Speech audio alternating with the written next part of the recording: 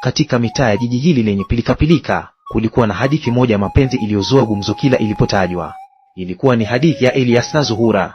Ukikutana nao barabarani, ungeweza kudhani ni picha iliyochomolewa kwenye jarida la mitindo na kupewa uhai. Elias alikuwa mwanaume aliyeumbika, mwenye kifua kipana na sauti ya mamlaka, lakini sifa yake kubwa ilikuwa ni jinsi alivyomthamini mke wake, Zuhura. Zuhura hakuwa mwanamke wa kawaida.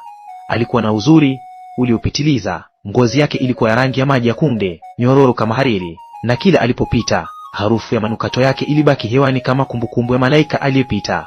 Elias alimpenda Zuhura, lakini zaidi ya yote, alijivunia urembo wake. Alipenda jinsi wanaume wengine walivyogeuka kumtazama mkewe kwa husuda, na jinsi wanawake wengine walivyojaribu kuja uvaaji wake.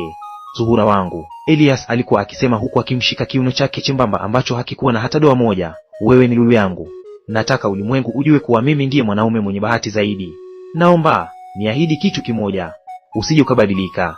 Nataka huyu Zuhura niliyemuoa leo ndiye atakayekuwa pembeni yangu miaka 50 ijayo. Zuhura alicheka kwa sauti ya kengele, akijiegemeza kifuani mwa mumewe. Mume wangu, mwili ni nyumba tu, muhimu ni roho yangu inayokupenda.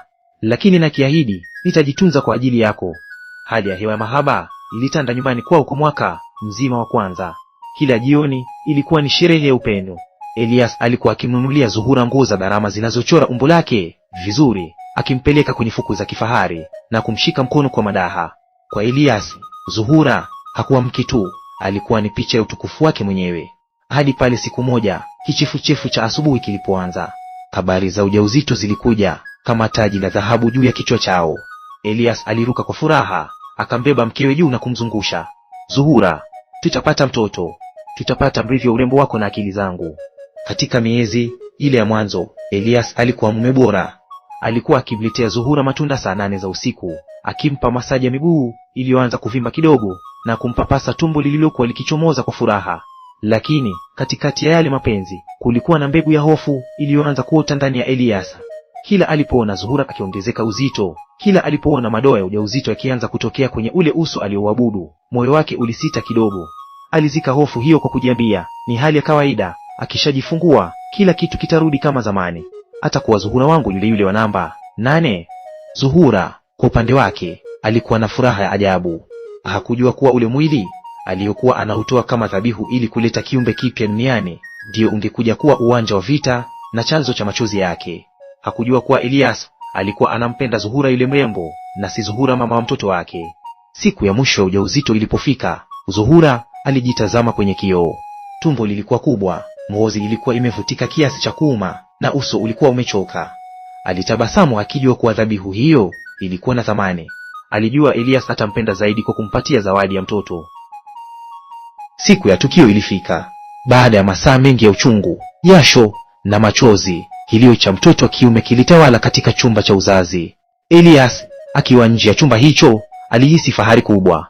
Alipoingia ndani na kumwona mwanawe, alitabasamu na kumshika mkono Zuhura ambaye alikuwa ameishiwa nguvu kabisa. Wakati huo Elias aliona ujasiri, lakini moyo wake ulikuwa unasubiri kitu kimoja tu, Zuhura apone haraka na arudi kuwa yule mwanamke wa zamani. Zuhura aliruhusiwa kurudi nyumbani. Wiki ya kwanza ilikuwa ya furaha. Ndugu na jamaa walimiminika kutoa zawadi. Lakini sherehe zilipoisha na wageni walipoondoka, ukweli mchungu ulianza kujitokeza. Mwili wa Zuhura ulikuwa umepitia vita kuu. Lile tumbo lililokuwa bapa na nyororo sasa lilikuwa limelegea. Ngozi yake iliyokuwa na rangi moja sasa ilikuwa imepata michirizi ya rangi ya zambarau na kijivu, alama ambazo madaktari huziita alama za ushindi, lakini kwa Elias zilikuwa kama makovu ya aibu. Elias alianza kumwangalia Zuhura kwa jicho tofauti, sio tena kwa jicho la tamaa na upendo, bali kwa jicho la ukaguzi. Siku moja asubuhi na mapema, Elias alimkuta Zuhura akijitahidi kuvaa vazi la ndani mbele ya kioo. Alisimama mlangoni, mikono yake ikiwa imekunjwa kifuani na uso wake ukiwa na ukungu wa kutoridhika. Zuhura, Elias aliita kwa sauti ya baridi. Hivi ile tumbo litarudi lini? Naona kama linazidi kulegea badala ya kusinyaa. Na hizo alama, mbona zimejaa kote hivyo? Zuhura alishtuka, akajaribu kuvuta anga yake ili kujisitiri. Mume wangu, ni mwezi mmoja tu umepita tangu nijifungue. Mwili bado unavimba, na daktari alisema michirizi hii ni kawaida kwa sababu ngozi ilivutika sana. Elias alitoa mlio wa dharau. Kawaida? Mbona mke wa kaka yangu hakupata vitu kama hivyo? Mbona marafiki zako wengine wakizaa wanakaa sawa ndani ya wiki 2 tu? Kwani wewe ngozi yako imetengenezwa na nini? Zuhura alihisi baridi moyoni mwake. Hakutarajia maneno hayo kutoka kwa mtu aliyemwahidi kumpenda hadi kifo. Alijaribu kutabasamu kwa uchungu, akidhani labda Elias anatania. Labda mili yetu haina asili moja mume wangu, lakini nitajitahidi kufanya mazoezi punde tu kidonda cha uzazi kitakapopona vizuri. Lakini Elias hakuwa anatania. Kila kukicha hali ilizidi kuwa mbaya. Elias alianza kuacha kumshika Zuhura. Alianza kuacha kumtazama anapokuwa anajivika nguo.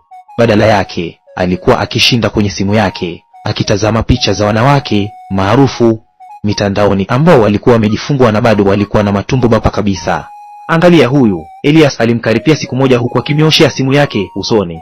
Huyu ana watoto wawili na hapa alikuwa amejifungua mwezi uliopita tu. Tazama tumbo lake lina six pack. Kwa nini wewe unakuwa kama puto lililopasuka na kutoa upepo? Hivi hujioni unavyonitia aibu? Hata nikitaka kutoka na wewe, nitakuvalisha nini ili kufunika hili gunia la michirizi? Maneno hayo yalikuwa kama risasi zilizoelekezwa kwenye moyo wa Zuhura. Alijitazama kwenye kioo na kwa mara ya kwanza alianza kuuona mwili wake kama adui. Alianza kuiona ile michirizi kama minyoo inayotambaa kwenye ngozi yake. Upendo aliokuwa nao kwa ule mwili uliovumilia mtoto wake kwa miezi 9 ulianza kuiyuka na kubadilika kuwa chuki ya nafsi. Elias alizidi kwenda mbali. Alianza kurudi nyumbani usiku sana, akisingizia ana kazi nyingi, lakini ukweli ni kwamba alikuwa hataki kumwona Zuhura akiwa amevaa dera na harufu ya maziwa ya mtoto. Alimfananisha na kila mwanamke alipita barabarani. Ona yule msichana anavyopendeza, Elias alimwambia Zuhura wakiwa sebuleni. Mwanamke anapaswa kuwa na mvuto, sio kujiachia kama wewe. Hivi hujiulizi kwa nini sipendi tena kukaa karibu na wewe? Unanuka maziwa na ukivua nguo unanitisha. Rudi kwenye hali yako ya zamani, la sivyo usinilaumu nikitafuta mahali pengine pa kupumzisha macho yangu. Zuhura alizama kitandani usiku ule akimkumbatia mwanawe huku machozi yakidondoka kwenye shavu la mtoto. Alikuwa ametoa urembo wake ili kumpa Elias mtoto, lakini Elias alikuwa tayari kumtupa kwa sababu tu ya gharama ya uzazi huo. Dhoruba ilikuwa ndiyo kwanza inaanza. Kadiri siku zilivyopita, nyumba ambayo zamani ilikuwa kicheko na harufu ya marashi ikageuka kuwa gereza la kisaikolojia kwa Zuhura. Elias hakuishia tena kumsema chumbani. Sumu yake ilianza kumwagika hadi mbele ya watu wengine. Upendo uliokuwa umejificha kwenye urembo wa nje ulianza kufa, na kilichobaki kilikuwa ni dharau iliyopitiliza. Siku moja, rafiki zake na Elias walikuja nyumbani kwa ajili ya chakula cha jioni.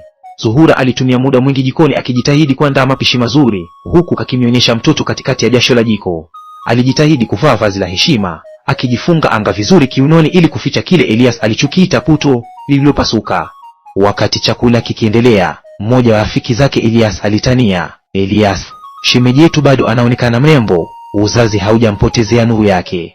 Zuhura alitabasamu kwa unyonge, akitarajia Elias angalau ataunga mkono. Lakini Elias aliweka kijiko chake chini kwa kishindo na kucheka kicheko cha kejeli kilichowafanya wote mezani wanyamaze. Mrembo gani unayemzungumzia wewe? Elias alisema huku akimtazama Zuhura kwa dharau. Huyo unayemuona hapo ni kama picha iliyopigwa na mvua. Ukimvua hiyo anga aliyojifunga, unaweza kukimbia. Ana michirizi hadi miguuni na tumbo lake limebaki kama gunia la mishipi. Mimi hapa navumilia tu kwa ajili ya mtoto, lakini kwa kweli urembo uliisha siku aliyoingia wodini. Meza nzima ilinyamaa. Zuhura alijisi dunia inazunguka. Machozi yalianza kumlonga, lakini alijizuia mbele ya wageni. Aliingia chumbani mbio na kujifungia, akisikia kicheko cha Elias kikiendelea sebuleni akisema, siku hizi wanawake hawajijali, wanazaa kisha wanajisahau, wanakuwa kama matenki ya maji. Tangu siku hiyo, Elias alianza tabia ya kumlinganisha Zuhura na kila mwanamke aliyemwona kwenye teo au barabarani. Ona yule mwanamke anavyotembea kwa maringo, ana kiuno cha nyigu hata kama ana watoto 3. Wewe ukitembea unatetemeka kama jelili. Hivi hujioni? Kwani ni mimi nipate mke ambaye amechaka hivi mapema? Maneno ya puto lililopasuka yakawa jina la utani la Elias kwa Zuhura. Kila Zuhura alipojaribu kumuomba Elias hela ya kununua nguo mpya, Elias alimjibu, nguo za nini? Hata nikuvishe dhahabu, hicho kitambi chako na hiyo ramani ya michirizi itaharibu tu muonekano wa nguo. Okoa hela yangu nifanye mambo ya maana.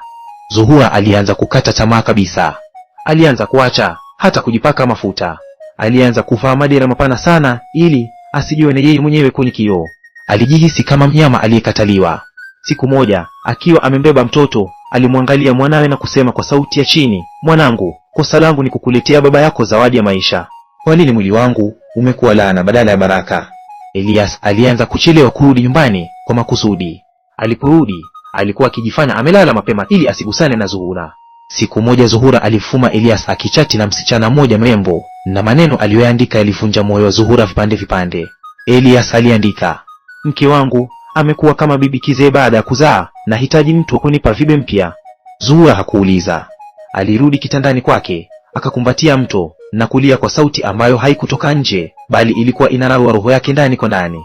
Alijua sasa kuwa maisha yake ya ndoa yalikuwa yananing'inia kwenye uzi mwembamba, na kosa lake kubwa lilikuwa ni kubadilika kiumbe ili kumpa Elias uzao. Baada ya kuona zile meseji za Elias, kitu fulani ndani ya Zuhura kilikufa, lakini kitu kingine chenye nguvu zaidi kilizaliwa. Haikuwa tena huzuni ya kulia, bali ilikuwa ni hasira ya heshima iliyopotea. Siku iliyofuata, Zuhura aliamka na kumtazama Elias alikuwa bado amelala. Hakumhurumia tena. Alimtazama kama mwanaume aliyeshindwa kuona thamani ya dhabihu ya mwanamke. Zuhura aliamua kufanya mabadiliko, lakini safari hii haikuwa kwa ajili ya kumrudisha Elias. Alifanya hivyo kwa ajili ya kujiokoa yeye mwenyewe asizame kwenye shimo la giza. Alianza safari ya siri. Kila asubuhi baada ya Elias kuondoka, Zuhura alimfunga mwanawe mgongoni na kuanza kufanya mazoezi madogo madogo ndani ya nyumba. Alianza kusoma kuhusu lishe bora, na zaidi ya yote, alianza kuitunza ngozi yake. Si kwa kuificha ile michirizi, bali kwa kuipaka mafuta kwa upendo, akitambua kuwa zile ni alama za kishujaa. Siku moja, akiwa njiani kumpeleka mtoto kliniki, Zuhura alikutana na bibi moja kizee, aliyekuwa na uso wenye makunyanzi mengi lakini macho yenye nuru ya hekima. Bibi yule alimtazama Zuhura, kisha akatabasamu na kusema, binti yangu, mbona umebeba huzuni kubwa kwenye mabega yako? Mwili wako ni shamba lililozaa matunda, usiruhusu aliyekula matunda hayo akudharau kwa sababu ardhi imepata mipasuko. Maneno yale yalimchoma Zuhura. Alirudi nyumbani na kujitazama kwenye kioo.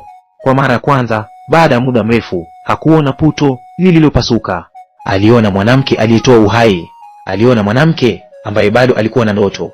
Wakati huo huo, dharau za Elias zilifikia kilele.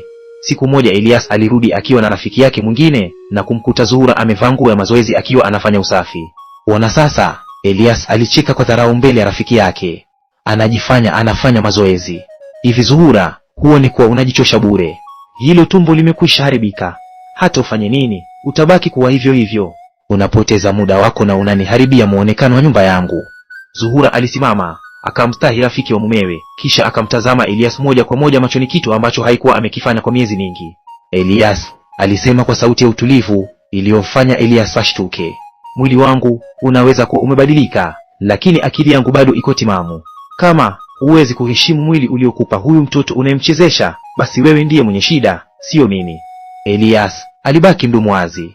Hakutarajia Zuhura kumpa jibu la aina hiyo, lakini badala ya kubadilika, hasira na kiburi vilimtawala. Alianza kutembea waziwazi na wanawake wengine, akimtumia Zuhura picha zao kwa makusudi. Hawa ndio wanawake, sio wewe unayekaa na madera ya kunuka maziwa. Zuhura kakulia. Badala yake, alianza kutafuta njia ya kujiingizia kipato. Alianza kutengeneza na kuuza bidhaa ndogo za urembo wa asili kupitia mtandao, akitumia uzoefu wake wa jinsi ya kutunza ngozi baada ya uzazi. Biashara yake ilianza kukua. Wanaume na wanawake walianza kumfuata kwa ushauri. Watu walianza kumwambia, Zuhura, unazidi kuwa mrembo kila siku. Una nuru ya ajabu. Nuru hiyo haikutokana na tumbo lake kuwa bapa, ingawa lilikuwa linaanza kurudi polepole, bali ilitokana na ukweli kwamba alikuwa ameacha kutegemea upendo wa Elias ili ajihisi ana thamani. Lakini kama usemi usemavyo, kila mteja wa dharau ipo siku atalipia gharama yake. Wakati Zuhura anaanza kuchanua na kusimama imara, dhoruba kubwa ilikuwa inamvizia Elias. Pigo lililokuwa linakuja lilikuwa ni la kumfundisha kuwa urembo ni kivuli kinachopita, lakini upendo wa kweli ni mwamba usiotikisika. Wakati Zuhura akizidi kupata nguvu na kurejesha heshima yake, Elias alikuwa amezama kwenye ulimwengu wa anasa. Alijiona mshindi kwa kuwa na wanawake warembo pembeni yake, lakini maisha yana tabia ya kupindua meza pale unapodhani umeketi vizuri. Siku moja, Elias alipata ajali mbaya ya gari akiwa anarudi kutoka kwenye klabu usiku wa manane. Gari lake liliharibika vibaya na yeye mwenyewe alipata majeraha makali yaliyomwacha na makovu usoni na mwilini. Alilazwa hospitalini kwa wiki kadhaa. Katika kipindi kile cha maumivu, Elias aligundua ukweli mchungu. Wale wanawake warembo wa Instagram aliokuwa akiwasifia na kuwalinganisha na Zuhura hawakuonekana hata siku moja hospitalini.